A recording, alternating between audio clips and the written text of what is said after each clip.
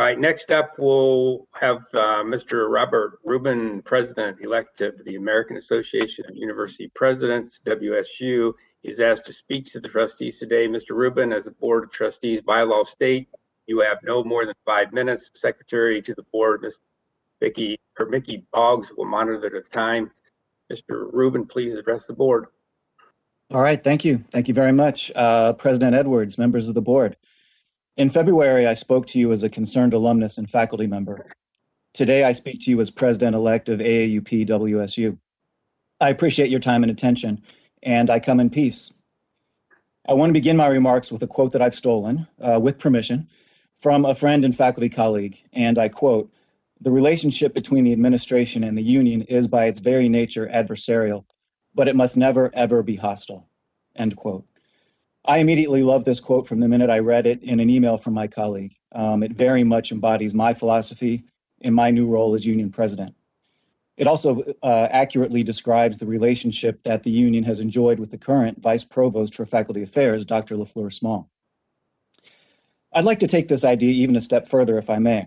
I'm not convinced that our relationship has to be adversarial. In fact, I believe it's time for all of us to rewrite the rules, so to speak, to reject polarized and predictable ways of thinking about the roles of management and labor. I would like for us to explore ways together that we can approach the relationship between the union and the administration and the board, not as adversarial, but as collaborative, cooperative, complementary. Instead of focusing on how we might disagree, I am here today to propose that we instead work together on the things we agree on, because I believe we actually agree on much more than we disagree.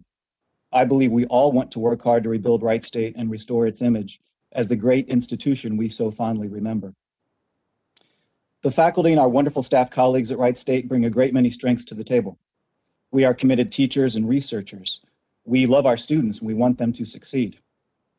We provide our students with an absolutely phenomenal education at a bargain price. We are mentors, role models, coaches, and advisors. Wright State has world-class faculty and our students deserve the best. We have all witnessed just how talented Wright State faculty are as we pivoted almost overnight to retrain ourselves to teach courses remotely during the pandemic. Likewise, the board and administration bring a great many strengths to the table. You are business and community leaders, successful and experienced and knowledgeable, with backgrounds and experiences and expertise that can help navigate the university in its role in the public sphere. My point is that we are all at the same table. And that table is a place where our students feed their minds and grow into future leaders and mentors. And I'm advocating that we all sit at that table together, break bread together, and find ways together to move Wright State forward. While also acknowledging and understanding that sometimes our ideas about how to arrange the chairs or what dishes to serve might not always be in alignment, and that's okay. I'd like for us to find ways to sit at the table together and peacefully solve any disagreements or differences by first agreeing to the end goal, which I believe will always be a common goal. Will this be easy? No, I'm not trying to suggest that it will be. Instead, I'm advocating, actually, that we agree to a disposition of inquiry rather than a disposition of being right. I'm advocating that we work as partners together to find answers and seek solutions. One of my most popular courses is a second-year composition course that I teach just about every semester. For several years now, I've incorporated the theme of peace literacy. I use the teachings of Paul Chappell, a West Point graduate and former Army captain who has now dedicated his life and work to teaching people how to be literate in peace. Just as we learn to read and write and become literate in the traditional sense, Chappell advocates that we teach children and each other to be literate in the kinds of behaviors and actions that promote peace and understanding. We might even call this approach radical empathy. One of Chappell's most important points is so simple, it's so easy to understand, yet for some reason, so often just out of reach.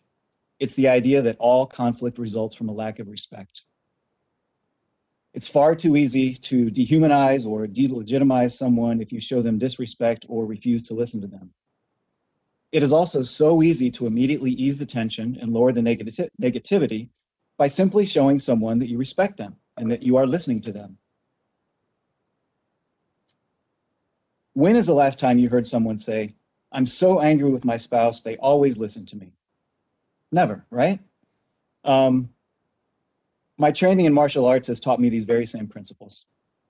I'm quite proud to say that a week before my 50th birthday, After 6 years of intense and dedicated training, I earned my black belt in Taekwondo. That was almost 2 years ago now. Sure, I learned how to defend myself and how to channel my energies into thwarting an attacker, but the most important thing I learned was to avoid the fight in the first place, to use my physical skills and training as a last resort only if absolutely necessary. Certainly, I know how to win a fight if I'm attacked, but the best way to win a fight is to never have to engage in the fight at all. And the best way to avoid a fight is to show respect to others in all of your interactions. Because again, the lack of respect is at the root of all conflict. So I am here before you today to publicly say that I respect you. I respect your experience. I respect your dedication to the university. I respect your position and influence in the community. And I will listen to you with an open mind and encourage my faculty colleagues to do the same. Likewise, I'm here today to ask you for your respect. Respect for the experience, wisdom, and dedication of the faculty at Wright State University. We have so many good ideas to share with you, ideas that, funneled through your experience and community standing, could really transform the university in multiple positive ways. I also have an invitation for you. I think Laura alluded to this already. I'll echo what she said. I would like to invite you, each of you, to attend my classes anytime you would like to see what my students and I are doing. I'm going to ask my faculty colleagues to do the same. I'll compile a list of faculty who are interested in inviting you to their classes, and I will supply you with their contact information.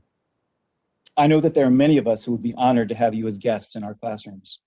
I believe our students would be thrilled to see that a member of the Wright State University Board of Trustees has stopped by to visit their classroom and experience a class with them. In closing, please note that I have not mentioned the past. I certainly believe that we can and must learn from the past, but my entire focus is on the future, specifically these next 2 years. Like Laura, I serve a 2-year term. We can decide, all of us right now, that we are all at the table together and that 2 years from now, 5 years from now, 10 years from now, that table will only be stronger because the diversity of voices at the table will have formed a respectful conversation and dialogue among stakeholders whose common focus and common goal is the continued and future success of Wright State University, its students, its alumni, and the communities in Raider country that we all proudly serve. Thank you. Anybody have any questions?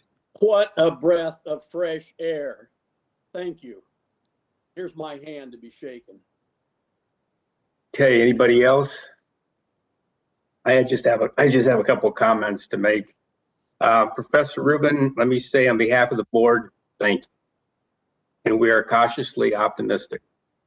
I say cautiously because of 2 points. First, frankly, the historical actions of the AAUP do nothing to help restore recruitment or stabilize retention.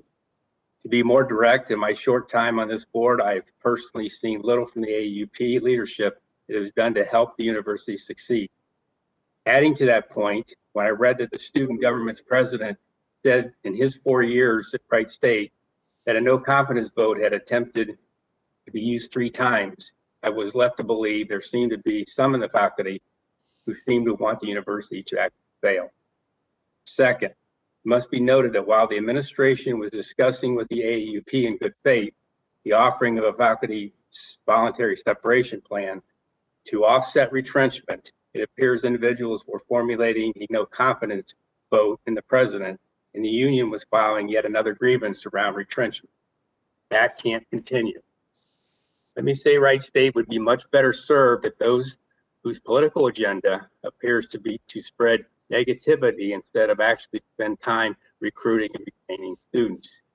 Instead of repeating these worthless activities from the same playbook of a few years ago, imagine what we could accomplish together if those energies were directed instead at recruitment and retention. I have said this before and I'll continue to say it. You're either part of the problem or part of the solution. As a former football coach and educator, it is now a new season. The AAUP has elected new leadership. It's time for you as the new president to adopt a new playbook with the emphasis on making WSU a success where students receive a first-rate education from a caring and engaged faculty, where student success is paramount, and where the union looks to assure their employer's future instead of hoping for its demise. Wright State has to be a place where administration and faculty are working together towards one common goal. I will trust that you embrace these shared goals, and as the new president, will move forward with determination to assure our collective success. Professor Rubin, we will take you at your word and look forward to working with you. Okay. Tom, Yep. I do have an additional comment. And maybe just to distill what you just said, it's actions speak louder than words. I've got a question of Professor Rubin. Were you in any way involved in the vote of no confidence? No, I was not. You weren't. Okay. Okay. Now we'll go to unfinished business. As you remember, 4 of the trustees volunteered to establish goals for President Edwards in 2021-2022. Excuse me, Chairman. Just a moment. That's okay. I just wanted to thank Dr. Rubin and let him know that he can excuse himself. Thank you very much, Bobby.